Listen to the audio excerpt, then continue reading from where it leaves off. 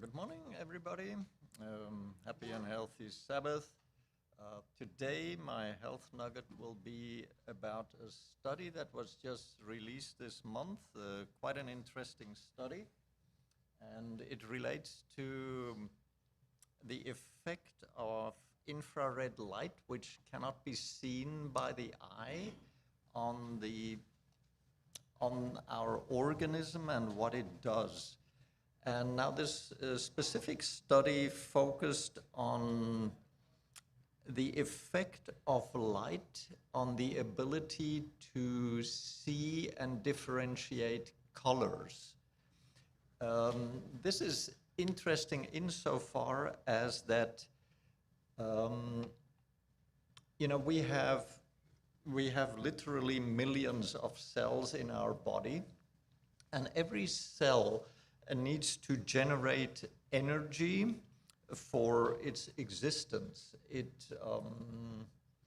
And according to the workload, so to speak, the cells have a number of these subunits that are called mitochondria, in which ultimately glucose is broken down to protons and electrons. And the more active a cell is, the more mitochondria the cell has. So, for instance, the muscles of our eyelids, which have to be reactive and fast within a split-second time frame, that costs a lot of energy. So when they count the mitochondria in the muscle cells of our eyelids, you have up to 1,500 of these subunits per cell. Now, the cells that have the highest energy demand in our body are the retinal cells, are the cells that make up the background of our eyes, where the light meets and it is converted into various signals. And you see here Triton sensitivity and proton sensitivity. Triton sensitivity is blue-yellow, and proton sensitivity,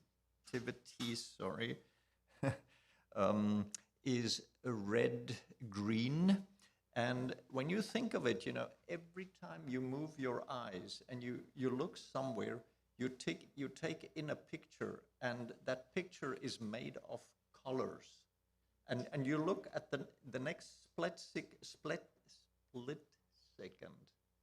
Got what did Moses say? I had a bit of a problem, isn't it? So do I.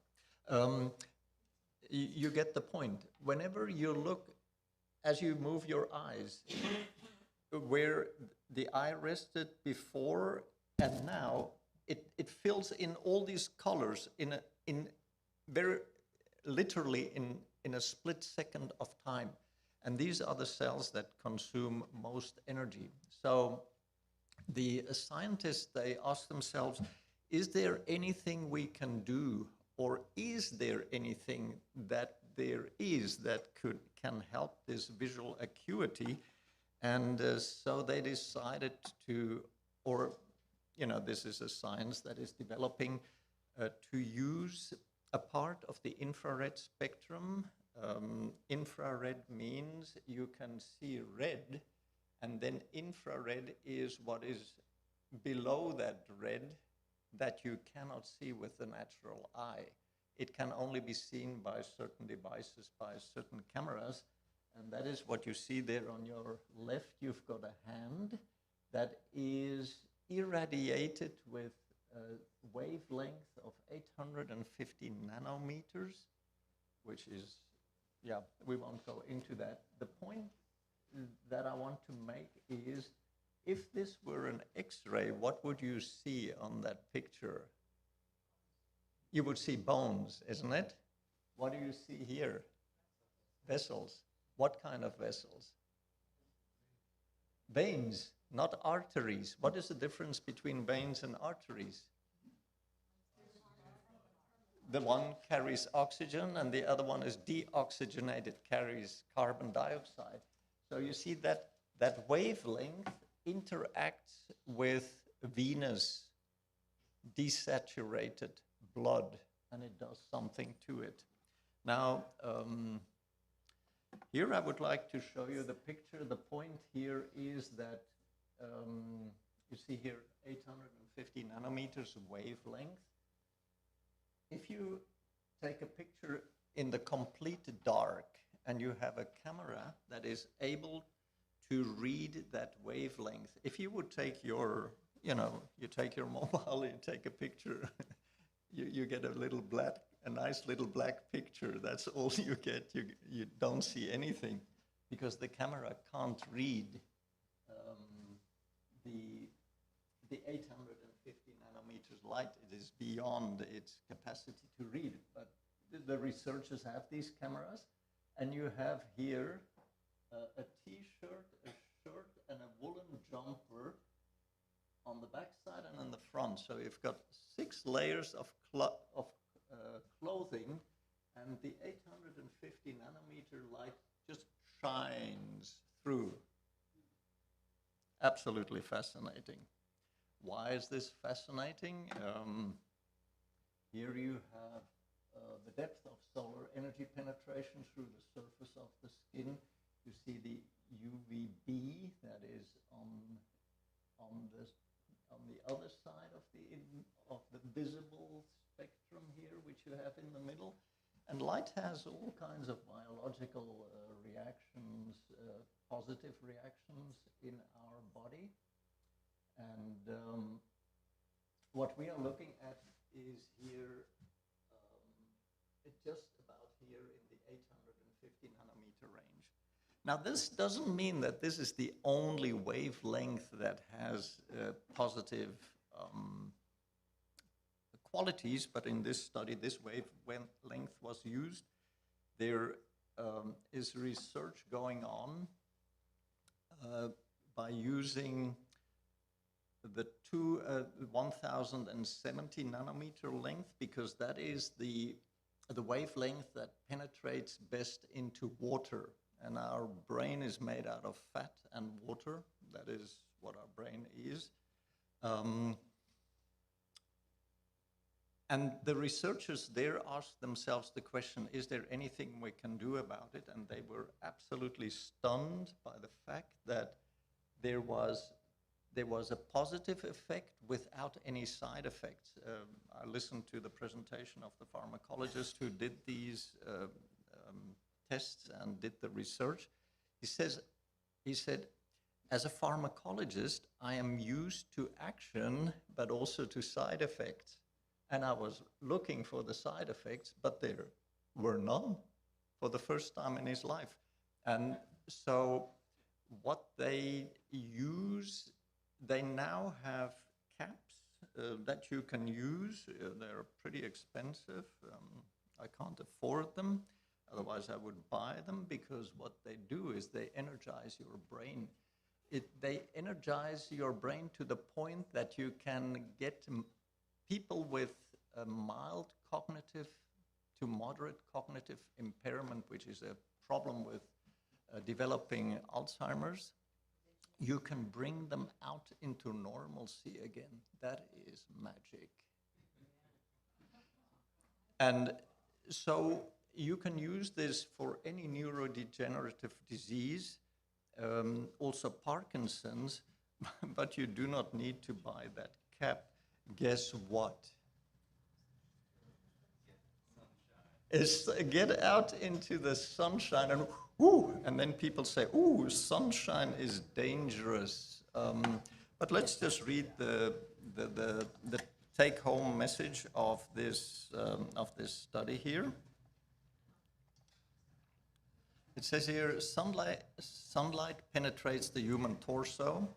Infrared wavelengths, especially 850 nanometers, passes through the chest and back, reaching internal tissues. Peak transmission was observed between 800 and 875 nanometers. Mitochondrial boost to visual function. So the mitochondria are boosted, the energy production is boosted, and so what they find is that there was, as far as the improvement to the color discrimination and sensitization, is that there was a 16% improvement in the blue-yellow and a 9% improvement in the red-green. Now, what I also found interesting is that they wanted to see whether this effect only comes to be when the light goes through the eyes. So they had a couple of subjects and foil wrapped their heads so that the light wouldn't go into the eyes, and they still found this effect.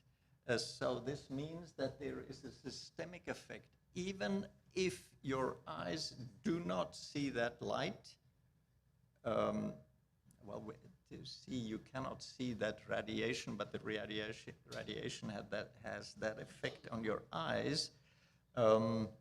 There is this effect. And for those who are scared of sunlight, you do not have to be, because number one, I showed you that clothing is not a barrier. So even if you go out into the sunlight like this, the infrared will penetrate your clothes and it will get into your body. The ultraviolet intensity obviously is most intensive at midday, but, and that is the interesting thing, in contrast to the ultraviolet rays that are also most intensive at midday, they are very low in the morning and in the evening hours, whereas the infrared has almost the same intensity throughout all the day. So what you can take home is get out in the morning and have sunlight shining on your body. The tragedy is, guess what? We are sitting under wonderful light, and that light is a double-edged sword. There are LEDs now that operate in the ultraviolet spectrum that will generate vitamin D, which is a good thing, but at the same time, that particular spectrum it decreases the function of the mitochondria. So that is not a good thing. If you sit in your office, you flip the switch in the morning and you work under LED blue light, and you put sort of one foot on your brake and you wonder why the energy doesn't come. It's time to change the bulbs. Put back the drapery and let heaven's doctor in, which is sunlight in the physical as well as in the spiritual world. Have a happy and sunlit Sabbath. Thank you.